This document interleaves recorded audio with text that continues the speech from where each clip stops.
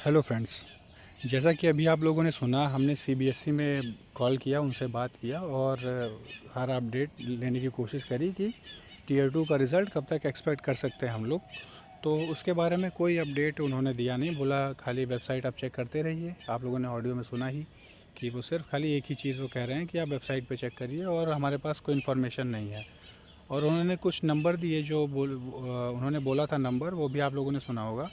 उस नंबर पे भी हमने कॉल किया तो वो सारे नंबर अमान्य हैं, मतलब उन पे कॉल लग नहीं रही है उनको, मतलब है ना। तो वो सारे नंबर इनवैलिड ही समझिए जो उन्होंने दिए हैं। अब उसके बाद जब अब सेकंड ऑप्शन क्या बचता है हम लोगों के पास, देखिए मैंने आरटीआई तो फाइल कर दी है कि सीबीएसई को कि हमको एक्सपेक्टेड टाइमलाइन बताइए कि टीयर टू का रिज़ल्ट वो आप लोग कब तक रिलीज़ कर रहे हैं, है ना। और मैंने काफ़ी मतलब इश्यूज़ ये भी मेंशन किए हैं कि जो स्टूडेंट्स हैं वो काफ़ी मेंटल स्ट्रेस और एंजाइटी में, मतलब इन सारी चीज़ें वो फेस कर रहे हैं। करियर को रिलेटेड वो क्या अपना नेक्स्ट स्ट्रेटजी वो क्या फ्रेम करें, मतलब ये सारी चीज़ें हमने उसमें इकट्ठा करी हैं। और मैंने वो आरटीआई अप्लाई करी है फिर से। और हम आपको एक और फॉर्मेट दिखाते हैं। हमारे आप चैनल पे आएंगे और पोस्ट सेक्शन में अगर आप जाएंगे तो आपको दिखाई देगा कि मैंने एक ये डिटेल्ड जो वर्ज़न वहाँ पे अप्लाई किया था उसका मैंने कैसे किया था। तो ये आप यहाँ पे देखेंगे। तो सब्जेक्ट में देखिए, urgent attention required, early declaration of KVS NVS, non teaching tier two examination result, मतलब नॉन टीचिंग और टीचिंग दोनों का भी। ठीक है। अब देखिए, to the public information officer, तो जो कंपिटेंट अथॉरिटी है वो अब जो है इसका रिप्लाई करें।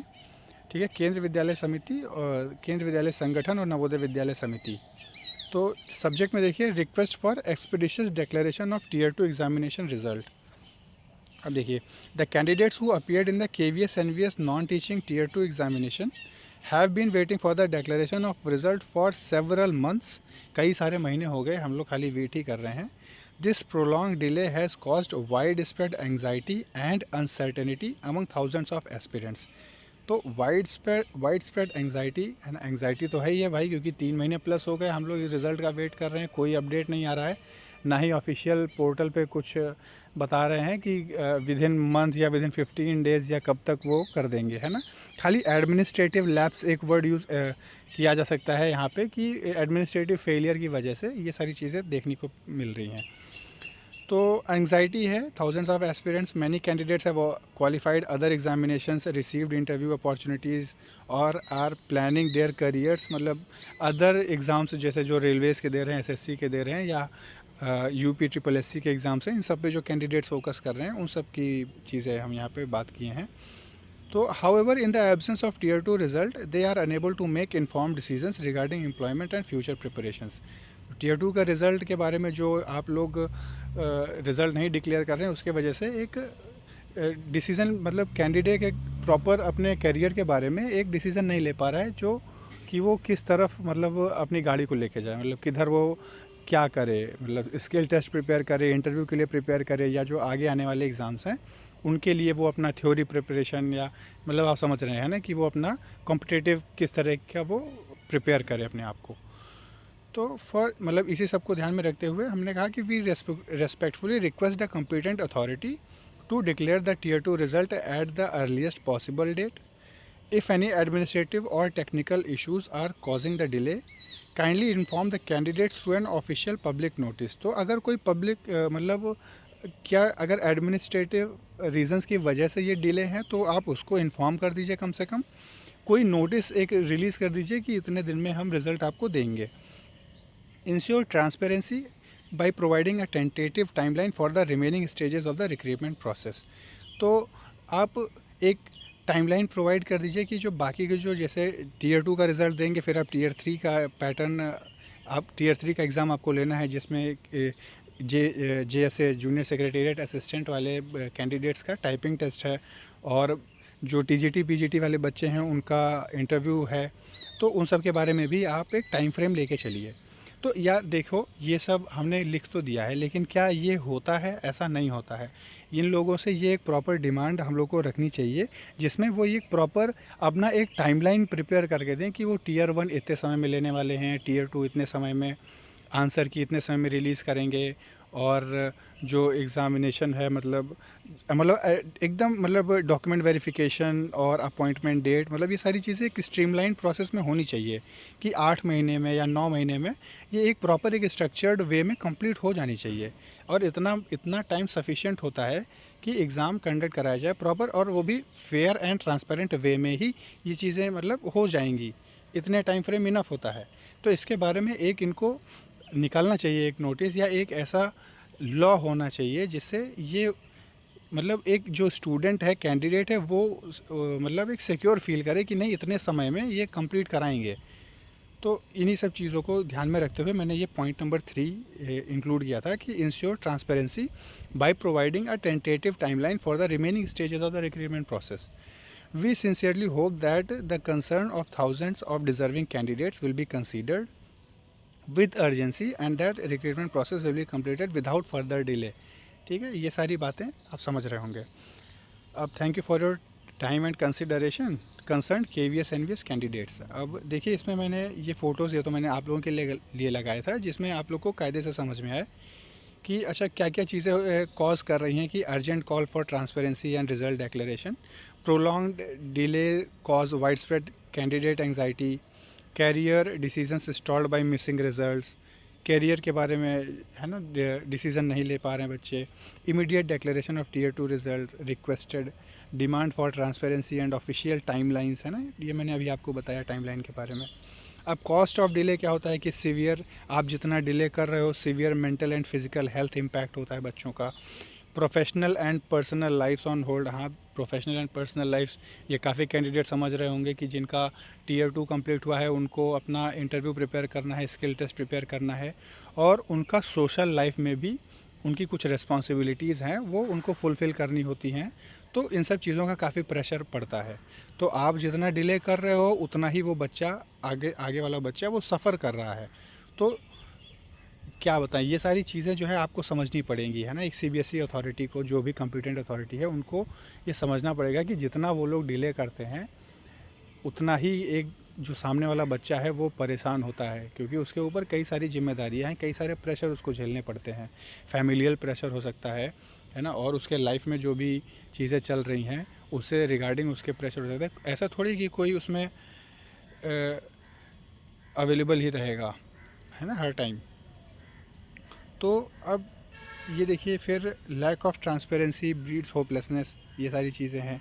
अ डिमांड फॉर एडमिनिस्ट्रेटिव अकाउंटेबिलिटी, ठीक है, ये सारी चीज़ें हैं कि अकाउंटेबल इन लोगों को होना पड़ेगा कि कैसे जल्दी से जल्दी चीज़ें, मतलब फेयर एंड ट्रांसपेरेंट रिक्रूटमेंट होना चाहिए।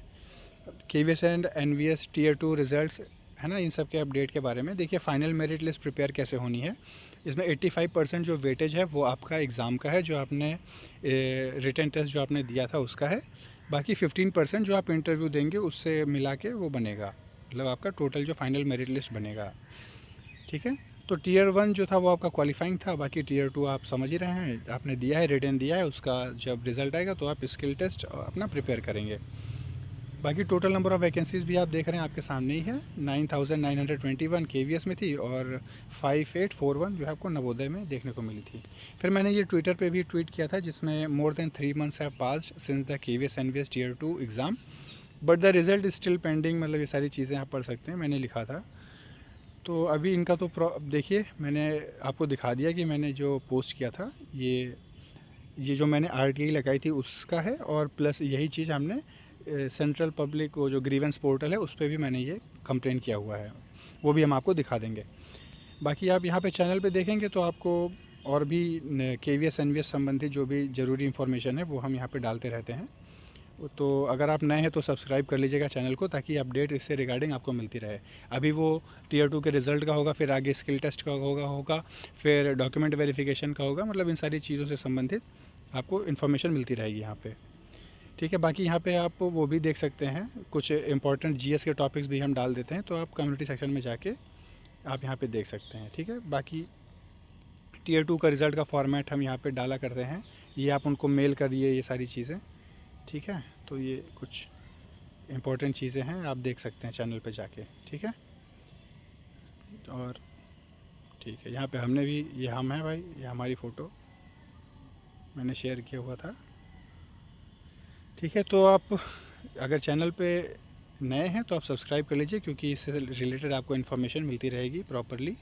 ठीक है, और ओनली स्टडी आपके लिए प्रॉपर काम करेगा कि कैसे क्या शेड्यूल हो। पूरी कोशिश रहेगी कि केवीएस और एनवीएस का result as soon as possible जो भी इन्फॉर्मेशन मिलती है सीबीएसई के थ्रू वो आप तक पहुंचाई जाए। ठीक है, thank you very much for watching this video.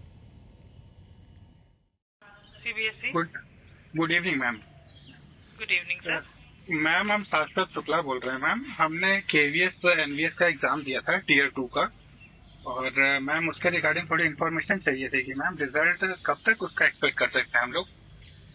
Sir उसमें ना सीटीईटी से बात कीजिए, हम लोगों के पास उसके बारे में इन्फॉर्मेशन नहीं है। मैम कुछ भी अगर इन्फॉर्मेशन हो थोड़ा बहुत तो बता दीजिए, क्योंकि काफी लंबा टाइम हो गया मैम वेट करते हुए, लगभग 3 मंथ्स के अबव हो गया मैम, कोई इन्फॉर्मेशन ही नहीं मिल रही है। और मैम जो पोर्टल पे इन्फॉर्मेशन मिल रही है वो सिर्फ अभी डिपार्टमेंट रिलेटेड कोटा के जो एग्जाम्स हैं सिर्फ उसी के रिगार्डिंग अपडेट्स हैं वहाँ पे।